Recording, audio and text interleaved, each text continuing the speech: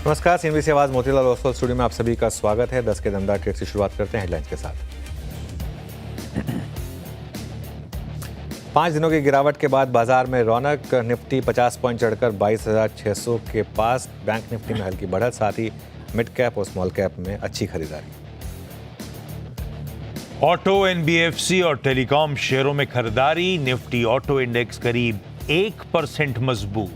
MNM, Ashok Leyland और TVS Motors 1.5 से 3% ऊपर। वहीं बजाज फिनसर्व और बजाज फाइनेंस में भी 1.5 से 2% की मजबूती। फार्मा शेयरों की सेहत बेहतर। नई दवा के लॉन्च से बायोकॉन करीब 3% मजबूत। Gland pharma, नेटको pharma, Laurus labs और एबट में भी 2 से 6% की रैली। आज के बिग स्टॉक्स और स्पॉटलाइट शेयरों में एक्शन। बाटा और मुथूट फाइनेंस 2% ऊपर। एसबीआई कार्ड्स में भी खरीदारी। क्विक सिंगल में शिल्पा राउत की सीजी पावर में खरीदारी की सलाह भी पड़ी सटीक। 609 का पहला टारगेट ऑलरेडी हिट। बर्नस्टाइन की बुलिश रिपोर्ट के बाद जोमैटो 3% चढ़ा। मौजूदा भाव से करीब 40% ऊपर के दिए टारगेट। कहा क्विक कॉमर्स में कंपटीशन के बावजूद जोमैटो की लीडरशिप रहेगी कायम। टियर 2 ग्रोथ का भी कंपनी को मिलेगा फायदा। मार्केट रेगुलेटर सेबी ने ओपन इंटरेस्ट कैलकुलेशन का तरीका बदलने का दिया प्रस्ताव। कहा डेल्टा बेस्ड हो कैलकुलेशन। नए नियम आए तो बार बार वायदा बैन में नहीं आएंगे शेयर्स। चलिए आगे बढ़ते हैं शो में और अब बात करेंगे मार्केट की। इस समय निफ्टी करीब 47 पॉइंट ऊपर आपको दिखाई देगा 22,600 पर, और बैंक निफ्टी करीब 125 पॉइंट ऊपर 48,700 पर। मिड कैप इंडेक्स में लेकिन अच्छी तेजी, करीब 1.5% मिड कैप इंडेक्स ऊपर। और अब आप लेकर आइए वो एडवांस डिक्लाइन। अब अच्छी लग रही है एडवांस डिक्लाइन की वो लाइन आपकी स्क्रीन पर आएगी। ये देखिए 1755 बढ़ने वाले शेयर, 687 गिरने वाले शेयर, और काफ़ी स्टॉक्स है जहाँ पर अब अच्छा एक्शन है। वह मुथूट फाइनेंस लेकर आइए। मैं सुबह थोड़ा हैरान था कि ये एक्चुअली जब इसने शुरुआत की, वैसे अच्छा हो गया वो जब अगर शुरुआत ऐसी हो जाए और उसके बाद वो लॉजिक वाली ट्रेड चले, क्योंकि इसमें फिर ना जब स्क्रीन पर इस तरीके के मूव आते हैं ना तो लोगों का पैसा बनता है। जैसे सेम अब आप देखिए बाटा, देखिए बाटा में भी अब आप देखेंगे चार्ट तो स्क्रीन पर पैसा बना है। सीजी पावर देखिए स्क्रीन पर पैसा बना है। ये क्योंकि मैं फर्मली ये मानता हूँ कि स्टॉक्स में गैप अप या गैप डाउन पे अगर सब कुछ हो जाए तो उसमें फिर ट्रेडर को मिला क्या? ट्रेडर को तब मिलता है ना जब आप इस तरीके के मूव्स इंट्राडे में आए तब, और कैप्चर करने को मिले तब तो मजा है। वरना वो खुलते ही टारगेट्स वगैरह हिट करें तो उससे चलिए ठीक है, आप कह सकते हैं कि हमारा टारगेट हिट हुआ, लेकिन वो मज़ा नहीं आता वो ट्रेडर और इन्वेस्टर को। आज काफ़ी स्टॉक्स हैं, आजकल मार्केट भी अच्छी है, ये भी मानना पड़ेगा, मार्केट अच्छी है तो उस वजह से ये हो रहा है। लेकिन जो भी है मूव्स तो अच्छे आ रहे हैं मार्केट में अब इस समय, लेकिन रिस्क रहेगा। मैं फिर बोल रहा हूँ, रिस्क रहेगा इस रैली के फेल होने का। और जो अप्रोच थी मेरी सुबह की 22,600 से 700 का जो जोन है वो एक जोन होगा शॉर्ट पोजीशन लेने का। 625 का हाई है अब तक, वो उस पर मैं अभी भी इंटैक्ट हूँ क्योंकि इन रैलीज के फेल होने का रिस्क रहेगा। बाकी देखते हैं आज बाकी के दिन में कैसा रहेगा। बिल्कुल ठीक, बार बार बातचीत यही हो रही है। इस मार्केट का टेक्सचर सेल ऑन रैलीज का ही है। कोई भी उछाल दरअसल मौके हैं बिकवाली करने के, तो वो 600 से 700 के जोन शायद हो सकते हैं फिर से एक सेल आइडिया इनिशिएट करने के। देखते हैं, फिलहाल तो मोमेंटम थमा है। अचानक जो अच्छा अपटिक आया था भारतीय बाजारों में, अब थोड़ा सा 22,600 के आसपास आके मामला थमा हुआ नजर आएगा। अच्छे आए एचडीएफसी बैंक, आईसीआईसीआई बैंक जैसे हैवीवेट्स बढ़िया मूव दिखाने की कोशिश करते हुए। भारतीय एयरटेल जोड़ दीजिए उस कड़ी में अच्छे मूव्स डिलीवर करता हुआ। आईटी में इन्फोसिस वगैरह हरकत में आते हुए नजर आ रहे हैं। बजाज ट्विंस हरकत में आते हुए नजर आ रहे हैं। इन हैवीवेट्स के दम पर थोड़ा बहुत इंडेक्स फाइनली एक्सपायरी के दिन स्टेबलाइज होता हुआ कुछ रिकवरी का मूड दिखाता हुआ। खैर क्विकली शो का टीजर दे देता हूं, उसके बाद बढ़िया से 10 के दमदार ट्रेड्स प्रेजेंट करूंगा। शिल्पा जी और पालिया साहब पिछले शो से इस शो में हमारे साथ जुड़ते हुए, साथ में निर्मल बंग से विकास सालुंखे और सेंट्रम ब्रोकिंग से नीलेश जैन भी जुड़ते हुए। आप सबको एक बार फिर से good morning, welcome on the show. Big market voices की कड़ी में आज आदित्य बिरला सन लाइफ एसेट मैनेजमेंट कंपनी के सीआईओ महेश पाटिल साहब होंगे और केडियानॉमिक्स के फाउंडर सुशील केडिया साहब भी होंगे। बढ़िया चार्ट्स पे समझेंगे बाजार और स्टॉक्स के समीकरण। लेकिन अभी बढ़िया से ट्रेडिंग आइडियाज की शुरुआत, 10 के दमदार ट्रेड्स की शुरुआत। विकास गुड मॉर्निंग, प्रिफर्ड पिक्स सुबह के कौन से? Good morning Ashish ji. देखो, ओवरऑल मार्केट का सेटअप अभी भी एक दायरे में ट्रेड करते हुए देखने मिल सकता है। 22,700 22,400 निफ्टी का एक रेंज है। तो मुझे लगता है अभी एक अपर रेंज के आसपास वापस मार्केट ट्रेड करते हुए देखने मिल रहा है। मेरे दोनों भी बाय साइड के कॉल रहेंगे। पहला रहेगा बायोकॉन। बायोकॉन में 320 के स्टॉप लॉस से इसको बाय करना है, 344 के टारगेट के लिए। और यहाँ पे जिस हिसाब से इसमें एक सेल ऑफ देखने मिला था, कल भी एक रिकवरी यहाँ पे देखने मिली थी। और जो डायरेक्शन में इंडेक्स है वो भी यहाँ पे थोड़ा सा पॉजिटिवली क्रॉस दिखाने लगा है डेली चार्ट पे। तो मुझे लगता है बाय को यहाँ पे बाय करना है 344 के टारगेट के लिए। दूसरा मेरा बाय कॉल रहेगा वोल्टास। वोल्टास में जिस हिसाब से कल पूरे दिन में जो रैली देखने मिली थी, आज सेम उसको कंटिन्यू करते हुए देखने मिल रहा है। ऊपर में 1340 के आसपास के टारगेट यहाँ पे वोल्टास में आते हुए देखने मिल सकते हैं। नीचे में 1270 का इंपॉर्टेंट सपोर्ट इंट्राडे में देखने मिल रहा है। तो मुझे लगता है उस स्टॉप लॉस से इसको बाय कीजिए तो 1340 का टारगेट वोल्टास में आते हुए देखने मिल सकता है। तो मेरा दूसरा बाय कॉल रहेगा वोल्टास। ओके, वोल्टास पे बाय कॉल। शिल्पा जी, आपके फ्रेश कॉल्स इस समय की? एक बाय रहेगा, एक सेल रहेगा। सेल रहेगा मेट्रोपोलिस में। मेट्रोपोलिस यहाँ पे 1700 में एक रेजिस्टेंस है, तो ये आपका स्टॉप लॉस होता है। और यहाँ पे नीचे के टारगेट्स टुवर्ड 1620 से लेके 1600 के हैं। तो ये पहला ट्रेड रहेगा। दूसरा मेरा यहाँ पे बाय रहेगा अगेन सीजी पावर में। अभी भी मैं इसको थोड़ा कंटिन्यू करना चाहूंगी, क्योंकि यहाँ पे स्ट्रेंथ है, लेवल्स रेस्पेक्ट हो रहा है ऐसे मार्केट में भी। तो यहाँ पे 600 ही आपका अभी स्टॉप लॉस जो हमने ट्रेल किया था, आप इसी को ही फ्रेश स्टॉप लॉस रखिए। और 620 के लेवल्स के लिए इसमें बने रह सकते हैं। आज शिल्पा जी ने सीजी पावर को पकड़ लिया है। 600 के एसएल के साथ जो ट्रेड करके हम लाए थे उसके साथ कंटिन्यू करेंगे। अभी और भी अपसाइड्स हैं, अभी और अनफिनिश्ड बिजनेस है। बने रहिए स्ट्रीट के साथ। खैर, ये हो गया। पालवे साहब के पास चला जाए। पालवे साहब, रडार पे कौन कौन से स्टॉक्स आप फ्रेश आ रहे हैं? तो एक लॉन्ग और एक शॉर्ट है। शॉर्ट साइड में जो स्टॉक आ रहा है वो है सिटी यूनियन बैंक। एक वीकनेस यहाँ पे बनी हुई है और ये थर्ड कंसेक्यूटिव वीक है। स्टॉक में लोअर हाई लो फॉर्मेशन बनते हुए दिखे और सीरीज के लोएस्ट पॉइंट की तरफ ही ट्रेड करते हुए दिख रहा है। और जिस तरीके के वीक स्ट्रक्चर है, हमें लगता है यहाँ डाउन मूव फर्दर एक्सटेंड होते हुए दिखेगा। डेटा में शॉर्ट बिल्टअप यहाँ पे क्लियरली बने हुए। डाउन साइड के टारगेट 140 138 की तरफ आते हुए दिख सकते हैं। स्टॉप लॉस जो रखना है शॉर्ट करने का वो होगा करीब 149 के आसपास। और जो लॉन्ग साइड का ट्रेड है वो बजाज फाइनेंस का है। बजाज फाइनेंस में एक क्लियरली स्ट्रेंथ यहाँ पे बनी हुई है और स्टॉक ओपनिंग के बाद से ही एक हायर साइड पे ही सस्टेन होते हुए दिख रहा है। हमें लगता है जिस तरीके के इसके ओवरऑल स्ट्रक्चर है, ये स्टॉक में एक अच्छा मूव टुवर्ड्स 8500 8540 की तरफ आते हुए दिख सकता है। तो बजाज फाइनेंस को बाय करने की सलाह है 8550 के टारगेट के लिए। डाउन साइड में जो स्टॉप लॉस रखना है वो करीब होगा 8430 के आसपास। ओके, नीलेश जी, रडार पे कौन से स्टॉक्स आपके? बिल्कुल, देखिए बैलेंस अप्रोच है यहाँ पर। सबसे पहले खरीदारी वाला ट्रेड रडार पर आ रहा है, वो है बाटा इंडिया। बाटा इंडिया में लगातार चौथे कंसेक्यूटिव सेशन हमें यहाँ पे एक मोमेंटम देखने को मिल रहा है और यहाँ से कैरी फॉरवर्ड होता हुआ नजर आ रहा है। 1385 से 1392 के टारगेट होंगे एंड स्टॉप लॉस रखना होगा 1341 का। बाटा इंडिया को लॉन्ग करने की सलाह होगी। इसके अलावा जो वीकनेस वाला ट्रेड है वो मेटल स्पेस में से है, जहाँ पे आज काफी बड़ी वीकनेस हमें देखने को मिल रही है और एक फॉलोअप मूव हमें लोअर साइड में देखने को मिल सकता है। तो हिंडाल्को ये पर्टिकुलर स्टॉक है जहां पे निचले स्तर पर 610 और 605 तक की डाउनसाइड देखने को मिल सकती है। 631 के स्टॉप लॉस से हिंडाल्को के फीचर्स को शॉर्ट करने की सलाह होगी। 610 पहला टारगेट होगा एंड 601 के दूसरा टारगेट होगा। चलिए आगे बढ़ते हैं। और अब मार्केट पर खास चर्चा के लिए हमारे साथ आदित्य बिरला सन लाइफ एएमसी के महेश पाटिल जुड़े हैं, जिनके पास फंड मैनेजमेंट और इन्वेस्टमेंट में 30 साल के करीब का अनुभव है। उनसे समझते हैं कि अब इस मार्केट में करना क्या है। Mahesh ji, good morning. पहला सवाल, एज अ फंड मैनेजर इस मार्केट में आप क्या कर रहे हैं? क्योंकि रिटेल अभी भी लगातार पैसा झोंक रहा है मार्केट में, लेकिन मार्केट में 6 महीने से लगातार करेक्शन आ रही है। क्या कह रहे हैं ऐसे में? बात सही है आपकी कि लास्ट 6 महीने से मार्केट में करेक्शन आ रही है। उसके पहले 2-3 साल तक मार्केट एक तरफ ऊपर जा रहा था। आई थिंक ये करेक्शन जो हुई है मार्केट में, एक तो थोड़ी स्लो डाउन हुई है इकोनॉमी में और अर्निंग्स ग्रोथ में भी ये साल में डाउनग्रेड्स आए हैं। जो अर्निंग्स ग्रोथ की जो पहले लास्ट 2-3 साल में जो अराउंड 18-20% ग्रोथ थी, वो अभी सिंगल डिजिट पे आ गई है। उसके कारण मार्केट में गिरावट आई। हालांकि मार्केट में जो गिरावट आई है वो ब्रॉडर मार्केट में बहुत ज्यादा हुई है, जैसे कि मिड कैप, स्मॉल कैप और काफी स्टॉक्स अभी अगर BSE 500 में अगर देखते हैं तो वहां पे 50% से ऊपर स्टॉक है जो 30% से नीचे गिरे हैं। सो आई थिंक ये करेक्शन के बाद मार्केट एक तरह से ओवरसोल्ड हमें लग रहा है।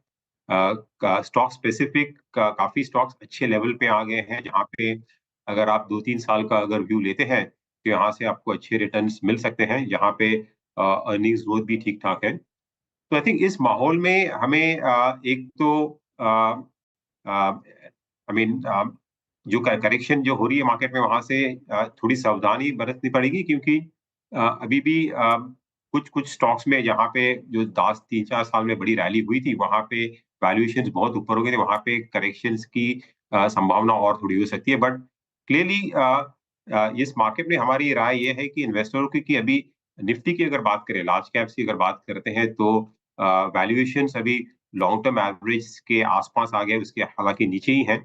और इन्वेस्टर्स को अभी अच्छा मौका है लॉन्ग टर्म के नेक्स्ट 3 साल के व्यू से यहाँ पे डिप्लॉय करने के लिए मार्केट में। मिड कैप स्मॉल कैप में और थोड़ी परेशानी हो सकती है शॉर्ट टर्म में, और अगले 2-3 महीने की 3-4 महीने के लिए मार्केट शायद साइडवेज हो सकता है। और उसके बाद जैसे कि इकोनॉमी की जो ग्रोथ स्लो डाउन हुई थी लास्ट 1-2 क्वार्टर में, वो हमें लग रही है कि यहाँ से अभी यहाँ इम्प्रूव होगी, क्योंकि फिस्कल साइड में जो फिस्कल जो कॉन्ट्रैक्शन हुई थी शार्प फर्स्ट हाफ में ये साल की, वो हमें गवर्नमेंट स्पेंडिंग वापस आती हुई दिख रही है। मॉनेटरी पॉलिसी भी अभी थोड़ी इजी होती हुई दिख रही है। लिक्विडिटी कंडीशंस भी इंप्रूव होंगे, तो इसका बेनिफिट इकोनॉमी को रिकवरी को मिल सकता है। तो आई थिंक सेकंड हाफ, ये कैलेंडर ईयर सेकंड हाफ में हमें वापस जीडीपी ग्रोथ और अर्निंग्स ग्रोथ वापस पटरी पर आती हुई दिख रही है। और तब तक मार्केट शायद ग्लोबल क्यूज के हिसाब से थोड़ा वोलेटाइल हो सकता है, बट ये अच्छा मौका है लॉन्ग टर्म इन्वेस्टर्स के लिए अभी मनी डिप्लॉय करने के लिए। लीजिए भाई साहब, महेश सर ने सब बढ़िया से जवाब दे दिया आपको। स्टॉक्स करेक्ट हुए हैं, शायद 2-3 साल के टाइम होराइजन के लिहाज से अच्छी पेडिग्री के स्टॉक्स एक्यूमुलेट करने के बढ़िया मौके। और कुछ हद तक मैं चाहता था महेश सर के साथ क्रिस्टल बॉल गेजिंग करें, ये साल कैसा पैन आउट हो सकता है। महेश सर ने उसके सटल हिंट्स तो अपने पहले जवाब में दे दिए। महेश सर, वैसे आप यहां से फिर बचा हुआ साल कैसा शेप अप होता हुआ देख रहे हैं? ये कॉर्पोरेट इंडिया ग्रोथ मोड पे कब तक लौटेगा? और कहते हैं ना, शेयर मार्केट फ्यूचर को डिस्काउंट करता है, तो कब तक हमारे शेयर बाजार ये रिवर्स गियर से न्यूट्रल और न्यूट्रल से फिर ड्राइव मोड पर शिफ्ट होते हुए नजर आएंगे? या तो जैसे मैंने बात की पहले कि ये साल का अगर देखते हैं, राइट, हाँ, सो फर्स्ट हाफ में हमें लग रहा है कि ऐसा दिख रहा है कि जो स्लो डाउन हुई है वो उसको वापस पटरी पे आने के लिए, जो अगर जीडीपी ग्रोथ की अगर बात करते हैं, राइट, 6.5 के आसपास आने के लिए अगेन 2 क्वार्टर्स लग सकते हैं यहाँ से, राइट। और उसके साथ ही अर्निंग्स, कॉर्पोरेट की जो अर्निंग्स है ग्रोथ, वो ये साल में हमें दिख रही है कि अराउंड 5% के आसपास होगी। और एक अच्छी बात है कि काफी जो डाउनग्रेड्स जो होने वाले थे ये साल में, वो आई थिंक वो हो गए यहाँ से। यहाँ से हमें ज्यादा डाउनसाइड अर्निंग्स ग्रोथ में नहीं दिख रही हैं। और नेक्स्ट अगर फाइनेंशियल ईयर की अगर बात करते हैं, FY26 की अगर बात करते हैं, तो लग रहा है कि अर्निंग्स ग्रोथ वापस अराउंड 12-13% के आसपास आ सकती है। वो काफी अच्छी है, हालांकि इतनी जोरदार नहीं है जो पहले 3-4 साल में थी, कोविड के बाद जो देखी थी। बट अगर ग्रोथ वापस आती है, और हमें लग रहा है कि इकोनॉमी में जो स्लो डाउन हुई है वो टेम्पररी सिक्लिकल स्लो डाउन है, स्ट्रक्चरल स्लो डाउन नहीं है। तो और जो जो सेक्टर्स, और बजट में भी मैं देखा था कि जो कंजम्पशन जो एक वीक चल रहा था, right, rural consumption and even urban consumption में भी जो स्लो डाउन हुआ था, आई थिंक बजट के बाद जो स्टिमुलस मिला है उसका आपको इम्पैक्ट अगले 3-6 महीने में दिखने की संभावना है। तो महेश जी, हाँ, तो महेश जी, सॉरी, मैं क्योंकि हमारे रिटेल के पास काफ़ी सवाल हैं और वो काफ़ी परेशानी में है, वो ये पूछ रहे हैं कि अब इस समय फिर करें क्या, मतलब कौन से सेक्टर्स में इस समय इंक्रीमेंटल पैसा डाला जाए और कहाँ अवॉइड किया जाए? तो एक तो अगर लार्ज कैप, अगर मार्केट की बात करें, लार्ज कैप मिड कैप, तो क्लियरली लार्ज कैप में ये लेवल पे अभी अच्छे लेवल है जहाँ पे आप पैसा डाल सकते हैं, बिकॉज वहां पे काफी सेलिंग हुई है। FIs की जो जोरदार सेलिंग हुई है लास्ट 2-3 साल में, वो लार्ज कैप में हुई है। वहां पे हमें जो अगर मार्केट में बाउंस यहाँ से आती है तो पहली वो सेगमेंट में आएगी। और अगर बात करें सेक्टर्स की अगर बात करें तो यहाँ से जो सेक्टर्स लास्ट 1 साल में अंडर परफॉर्म किए हैं, जैसे कि कंज्यूमर डिस्क्रिशनरी सेक्टर जैसे हुआ कंज्यूमर ड्यूरेबल्स, रिटेल सेक्टर, वहाँ पे जिस तरह से इस मैंने बात की बजट का जो इम्पैक्ट आएगा, उसके कारण हम अपेक्षा कर सकते हैं कि अगले साल में वहाँ पे अर्बन डिमांड जो है वो वापस उभर के आ सकती है। तो कंज्यूमर रिलेटेड जो सेक्टर्स है, not necessarily consumer staples, but बाकी जो रिटेल सेक्टर है, कंज्यूमर ड्यूरेबल्स, अपैरल, फुटवेयर, ये सेक्टर हमें अच्छे दिख रहे हैं और इवन लॉन्ग टर्म के लिए हमें अच्छे लग रहे हैं बिकॉज इंडिया में डिस्क्रिशनरी कंजम्पशन अगले 10 साल के लिए बढ़ती रहेगा, जैसे कि पर कैपिटा इनकम आपकी बढ़ेगी और उसके बाद नेक्स्ट ईयर पे कमीशन का भी इम्पैक्ट आएगा, राइट? 8 पे कमीशन जिसके कारण जो गवर्नमेंट एम्प्लॉइज है, पीएसयू एम्प्लॉइज, उनके लिए भी वेज इंक्रीज होगा, तो उसका भी स्टिमुलस मिल सकता है। उसके अलावा जैसे सेक्टर्स, बैंकिंग एक सेक्टर है जहाँ पे हालांकि वो भी काफी अंडर परफॉर्म किया था लास्ट ईयर और हमें लग रहा है कि जो भी हेडविंड्स थे बैंकिंग को रेगुलेटरी साइड से, वो हमें कम होते हुए दिख रहे हैं और धीरे धीरे यहाँ से जो क्रेडिट ग्रोथ जो स्लो डाउन हुई थी वो इम्प्रूव होती हुई दिख रही है और वहाँ पे वैल्यूएशंस भी स्पेशली लार्ज प्राइवेट बैंक्स में हमें ठीक लग रहे हैं लॉन्ग टर्म के हिसाब से। सर एक सवाल, आप लोगों ने सिखा दिया है कि एसआईपीज डिसकंटिन्यू नहीं करना चाहिए, तो हम लोग कंटिन्यू कर रहे थे। अभी आपकी बातों से लग रहा है कि आने वाले समय में हालात सुधरेंगे, पर्सपेक्टिव लंबा है, टाइम होराइजन लंबा है, तो अट्रैक्टिव वैल्यूएशंस हैं कई जगह पे, तो ये समय आ गया है क्या थोड़ा सा टॉप अप मार देने का?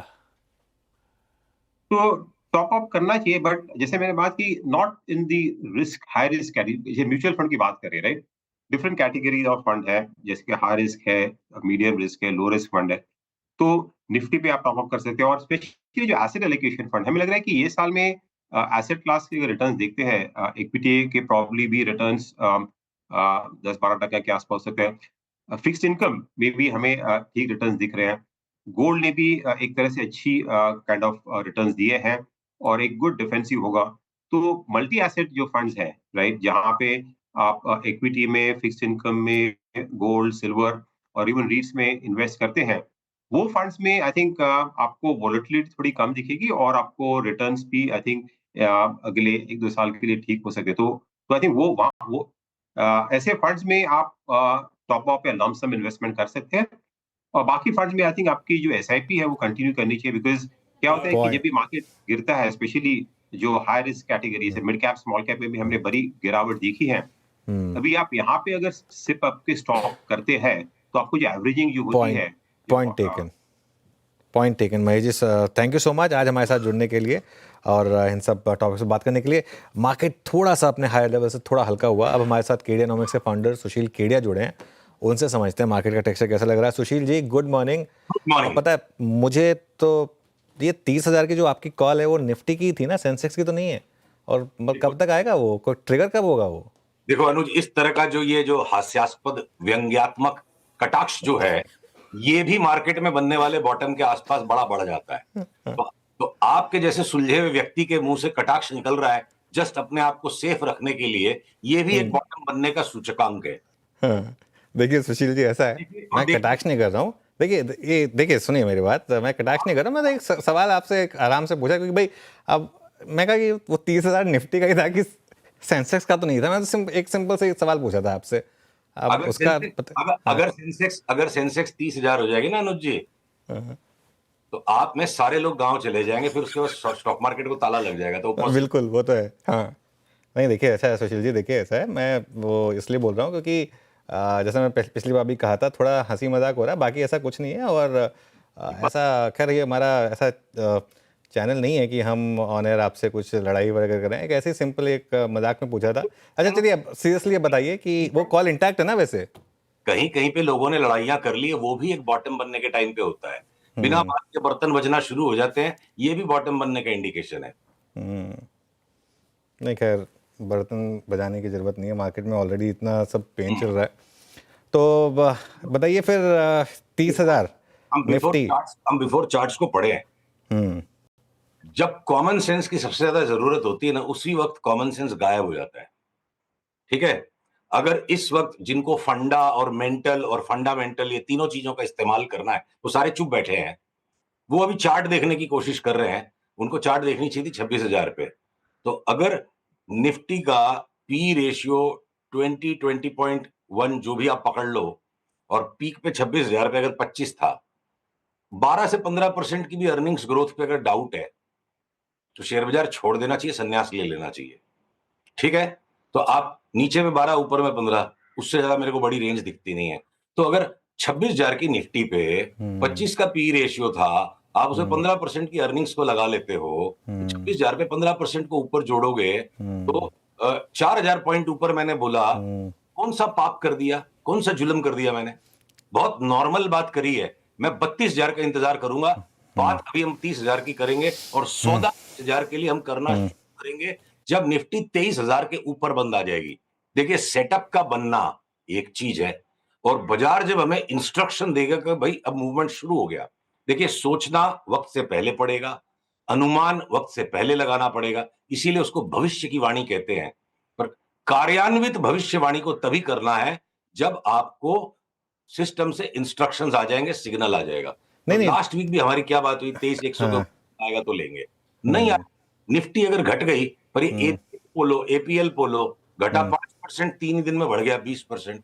तो वन बाई वन हमारे यहाँ स्टॉक्स के बाई सिग्नल आ रहे हैं, हम उनको करके पकड़ रहे हैं। और पूछोगे कि क्या चलेगा, मैं बोलूंगा जब 1% की तेजी संभव है बाजार, मैंने भविष्यवाणी कर दी, नहीं हुआ तो मुझे फांसी पे लटका देंगे कुछ लोग। नहीं नहीं, देखिए सुशील जी, फांसी पे तो खैर लटकाने की बात नहीं है। अच्छा, दूसरी बात ऐसा भी नहीं है, देखिए हमारे चैनल पे ये एक सेकेंड, हमारे चैनल पे ना ये रिक्वायरमेंट नहीं है कि आपको एडिटर के साथ उनकी हाँ में हाँ मिलानी है। आपका व्यू अलग हो सकता है, कम्प्लीटली अलग हो सकता है, और उसको मैं रिस्पेक्ट कर रहा हूँ। और मैं अभी भी बोल रहा हूँ कि व्यूज़ सबका होता है, कभी सही होता है, कभी गलत होता है। और आजकल लोगों की आदत है कि आप ट्रोल तो सब करते हैं, सबको सब ट्रोल होते हैं, हम कम ट्रोल होते हैं। वो तो आदत है लोगों की। आप ट्रोलिंग को तो इग्नोर करके आगे, मतलब मैं कह रहा हूँ, मेरा पॉइंट ये था कि हम सिर्फ अपने व्यू को इस चीज़ से ना चेंज करें कि ट्रोलिंग हो रही है तो सिर्फ उसको प्रूव करना है हमको। मैं बस वो बात पे आ रहा था कि वो नहीं होना चाहिए। बाकी खैर व्यू तो आपका हमेशा मैंने उसको रिस्पेक्ट दिए। स्टॉक स्पेसिफिक यहाँ से क्या सौदे आपको अच्छे लग रहे हैं? अनुज, मैं वापस से बात को दोहराऊंगा, अगर मेरे सर पे कोई रिवॉल्वर रख दे और बोले तेरे को कुछ शॉर्ट करना पड़ेगा, कोई स्क्रिप्ट निकाल के दे, तो मैं बोलूंगा भाई 5% से ज्यादा कमाने की जगह कोई स्क्रिप्ट में नहीं दिख रही है। और भाई पिछले मंगलवार से लेके अभी तक हुआ है कि आईटी ने झटके से एक खड्डा वापस नीचे का दे दिया थोड़ा सा, और अगर बैंक निफ्टी जिसमें एक हायर बॉटम बना था वो टूट गया। तो अगर 5% से ज्यादा एफ&ओ के अंदर कोई भी आइटम नहीं दिखती है जो कि बेच के सस्टेनेबली कमा ले, अगर वो जुबिलेंट फूड वर्क्स में भी एक सस्टेन्ड लॉन्ग टर्म टॉप बन भी गया, वो भी कोई प्रॉपर पैटर्न्स नहीं दे रहा कि शॉर्ट सेलर कमा लेगा, टाइम टू टाइम बीच में जोर की उछाल की नॉइज आएगी। तो ऐसा है, देखिए सांस से रोक इंतजार में हम हैं, ये बाजार जब घूम के कंफर्म सिग्नल दे, नहीं घूमेगा रॉन्ग हो जाएंगे। देखिए, दो चीजें हैं, या तो यहाँ शॉर्ट करके पैसे कमा सकते हैं या लॉन्ग करके कमा सकते हैं, और अगर दोनों में से एक चुनना पड़े तो बिल्कुल नहीं लगता कि शॉर्ट करके सस्टेनेबल पैसा बनेगा, क्योंकि गाढ़ी कमाई हमेशा लंबी चाल में जो लंबे समय तक होगी उसमें होगा। 20,000 पे जैसे लॉन्ग करके कमाने के लिए बहुत दबाव था, कल का सौदा बता दो, 1 घंटे बाद का बता दो, उन्होंने बोला भैया 23,000 आएगा तब सोचेंगे। आज उतनी बड़ी सोच हम रखते हैं क्योंकि वो जरूरी है, उसके बिना हमसे काम नहीं होता, सबकी प्रकृति अलग अलग है। और जिनके पास वो 2 घंटे के सौदा करने की कला है, उनको साष्टांग दंडवत। अगर यहां से बाजार घूमने की तैयारी में, और 220 के 220 एफ&ओ के स्टॉक्स ऐसे हैं जिनमें अंडर परफॉर्मर हो सकता है कोई बाइंग करके, आईटीसी जैसा स्टॉक 20% या 25% ही मूव देगा, 50 नहीं देगा, या इंडियन होटल्स 25% देगा। तो अनुज, यहां से एक एक करके सब में सिग्नल आएंगे। और अब जैसे महिंद्रा एंड महिंद्रा पे हम रिलक्टेंट थे कि 4 व्हीलर्स में हमें महिंद्रा एंड महिंद्रा नहीं, हमें टाटा मोटर्स पे ही ध्यान देना, महिंद्रा एंड महिंद्रा अचानक 15% घट गया। तो छोटे मोटे फर्क है।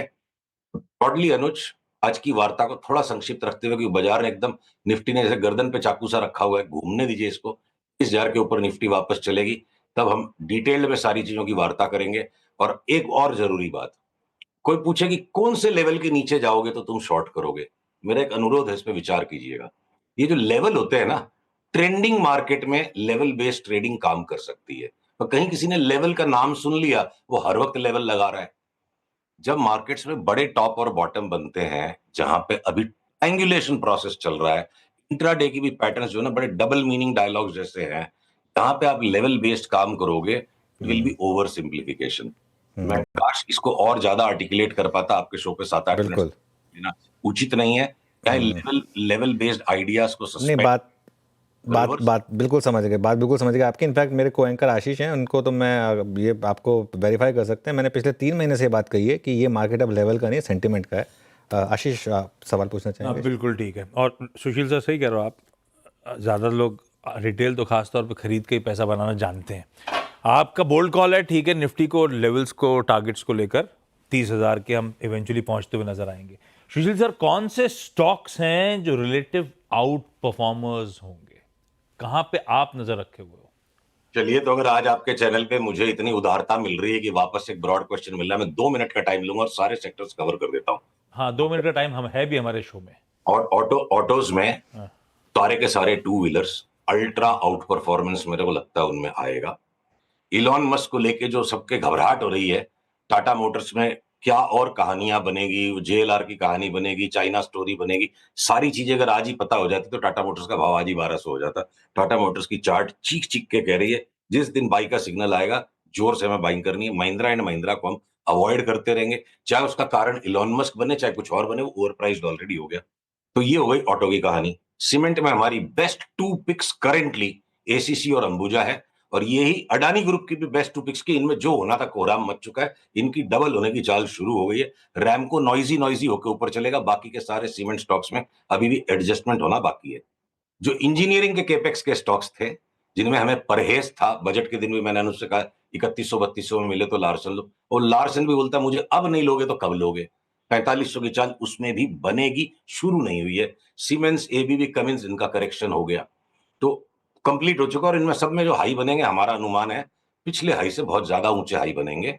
और मैंने ये नहीं बोला कि अब भी जाके आधे घंटे में ले लो, जिस दिन वो बाई का सिग्नल आएगा हम सोशल मीडिया पे भी, आपके भी चैनल पे, सब जगह आके दोबारा से री एम्फेसाइज करेंगे। अभी हम ये कह रहे बेचो मत, अब आ जाइए आप। इंजीनियरिंग हो गया, बैंकिंग के अंदर में small banks, small finance banks, small private sector banks, मेरे को लगता है बेहिसाब पैसा बरस सकता है इनमें। और लार्ज बैंक्स को ज्यादा पढ़े लिखे लोग, जो सारे फंड्स में माल है, एचडीएफसी, आईसीआईसीआई, मेंटेनेंस रिटर्न्स आएगी 15-20% की।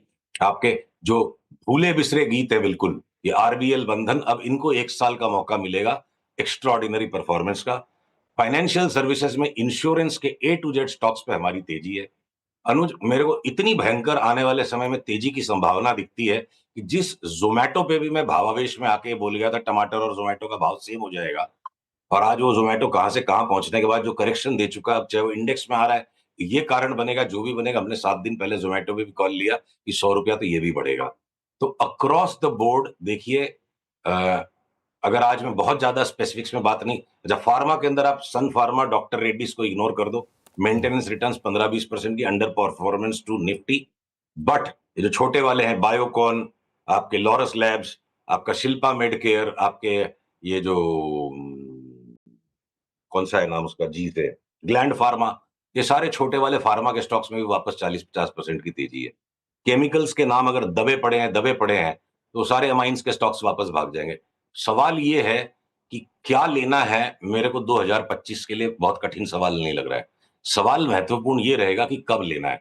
और मैं आप और भी कोई सेक्टर्स पूछो जो मैं अगर स्लिप कर, एफएमसीजी में आप आईटीसी को छोड़ के और सारे के सारे ले लो। चलिए ठीक है सुशील जी, ऐसा है कि आज का तो टाइम तो खत्म हो गया हमारा, लेकिन अगले ट्यूसडे को और डिस्कस करेंगे। ऐसे काफ़ी स्टॉक्स होंगे जो हम डिस्कस करेंगे। बट बहुत बहुत शुक्रिया आज हमारे साथ जुड़ने के लिए, थैंक यू सो मच। और चलिए अब इस शो को समेटने का समय आ गया और आशीष और मैं आपसे विदा लेंगे, और श्रेया लेकर आ रही हैं ट्रेडर्स हॉटलाइन इस छोटे से ब्रेक के बाद।